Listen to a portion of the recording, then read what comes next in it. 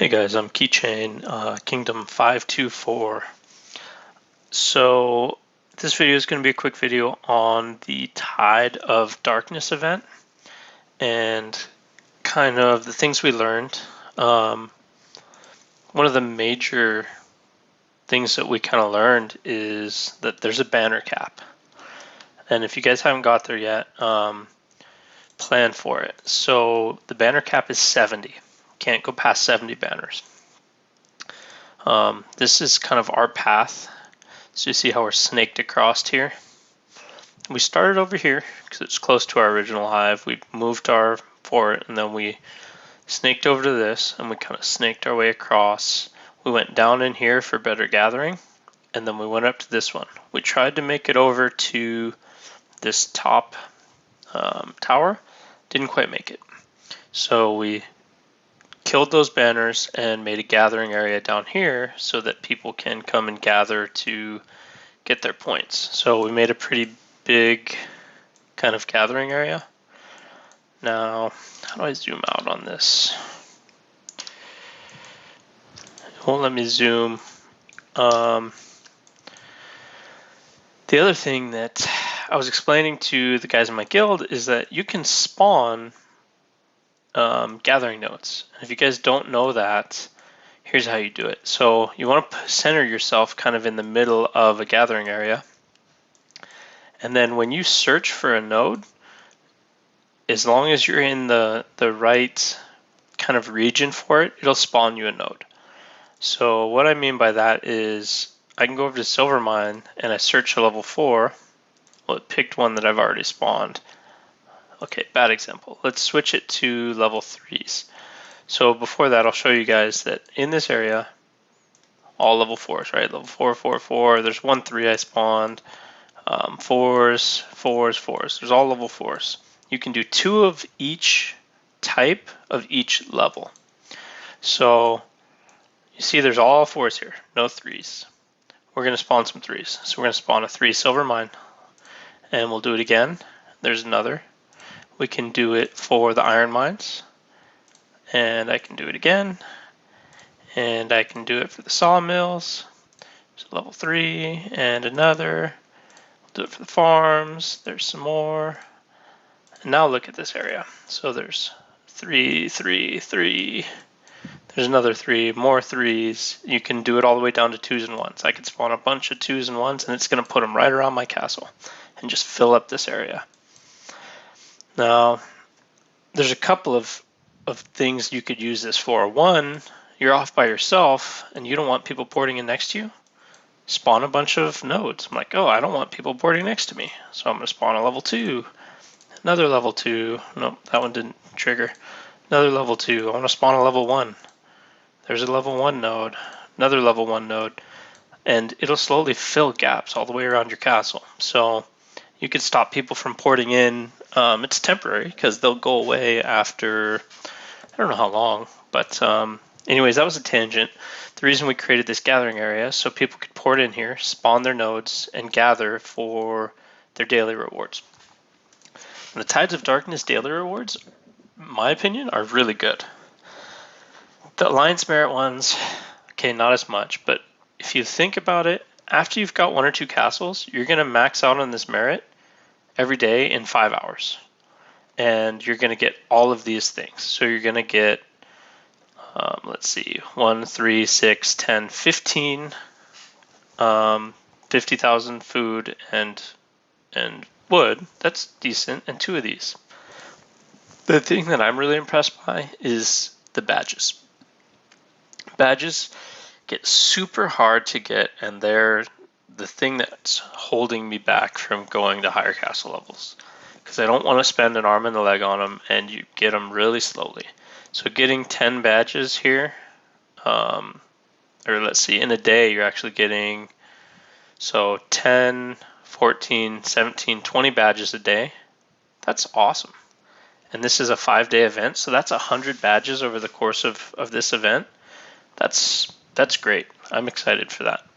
And then the leaderboards, leaderboard rewards are decent. So if your alliance is number 1, everybody in the alliance is going to get 30 of the Pursuer elixirs, 10 of these chests that have a chance to drop 1,000 gold, 1 to 5,000 gold. Usually it's 200 or 300, but even if you only get 200 or 300 out of each one, this is 2,000 to 3,000 gold plus speed ups. The solo supply leaders are going to get some really good rewards, and then the total damage leaders are going to get some decent rewards as well. I myself am on some of these, so the solo one I'm not. I'm way down here. I was in 30 something. I don't know where I ended up, but I'm just gathering as much as I can and hitting threats. I'm not going to spend a bunch of extra stamina items to try and be at the top. Total damage, this one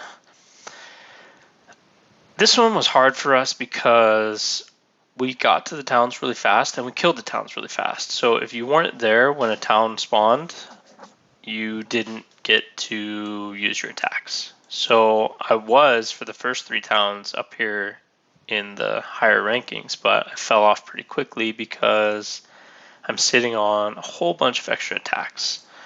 If I can find that item in my inventory real quick, I'll show you how many attacks I have that we can't do anything with. So I wish there was a way to trade those in or to do damage to towns as just a daily refresh. Because also doing a hit on a town was getting like 100,000 iron and 100,000 silver or something. Or I don't remember it was. Maybe it was wood and iron, but I would like to trade these in and actually use them, but I can't. So that also doesn't give me a reason to do the Carnival Fever each day to try and get these. They're just kind of pointless for me right now. So maybe if GOG sees this, or if anybody sees this and has their ear, kind of let them know that it'd be nice to trade these in, or to be able to attack towns after your alliance owns them to get your damage up. Or after, maybe it's something that's activated after you max your banners so that nobody wastes their attack somewhere else. Or, I don't know, but I think there should be a way to use them. Let's see. The other thing about this is banner placement. So let's get over to an area that we actually did it properly. Over here, the best way to do these is corner to corner so that you can maximize your side-to-side gain. And what I mean by that is the square on this one, we lined the other one up so that the corners, the tips of these two just barely intersect so that we can get the biggest side-to-side gain. Some of them are not quite as perfect as others, but you line them up corner to corner, it'll get a farther distance covered and you can reach farther. Now, if you're in a friendly kingdom, try and map out with your kingdom where you're going to go. Because if you look at this map, the towns that are lit up are ones that are occupied. And the ones that are dark are the ones that are still available. But there's still quite a few in our kingdom that there's room to grow. And we did almost have a collision here, but it's with an alliance we're friendly with, and we decided you guys can have that one, and we'll go up here instead. We'll go up here and go for this, rather than try and come across here and beat them to it. It probably wouldn't have slowed them down much. They could have, instead of coming here, backed off their banners and gone up here and across, but it's not really worth it. We can only have a certain amount of kingdoms, or of towns. What else? I think that's really it about this event. I like it, and I guess I can go back to the basics a little bit if anyone's still wondering. If there's something I didn't answer, is the way that you gain this solo supply is by defeating threats anywhere in the kingdom, and you get 40 per threat, or by gathering resources. And when you gather the resources are credited when your march returns to your castle, to your kingdom, to your castle. And if you were mining on 5 nodes full time, you're going to get 2.5 a minute, which ends up being math, 1,200, 1,500. an hour. So you only have to mine constantly for a few hours to hit your 2100.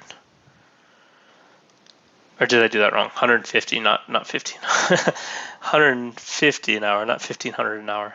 So you need to be mining a lot and doing threats. But if you just use your natural energy and you're mining in between, you'll be able to get there. And then your alliance merit. The alliance merit is based on the amount of towns you have and the amount of banners you have. So as you see here, our hourly merit is 36,000.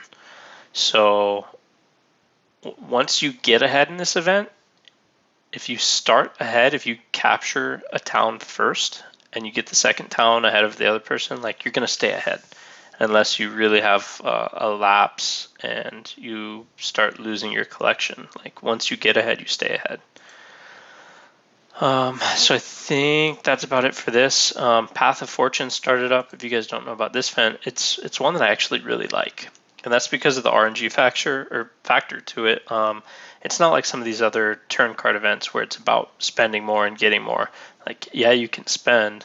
The thing I like about this one is I got a double match on my first one, and it gave me 2 rewards, and it gave me 10 of these back.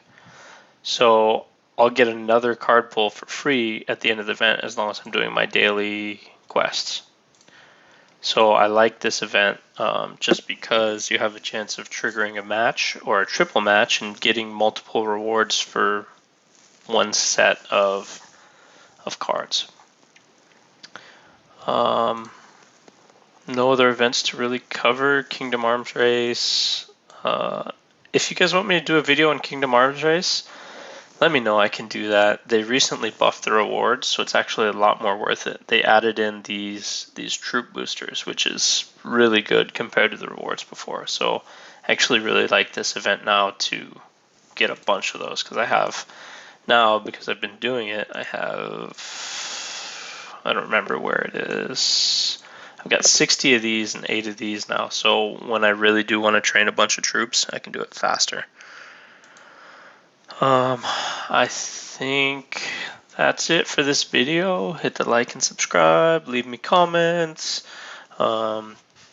check out my Discord if you want to talk to me in real time. Not a single person has joined yet, but maybe someday people will join it and we'll have some conversations in there and figure stuff out.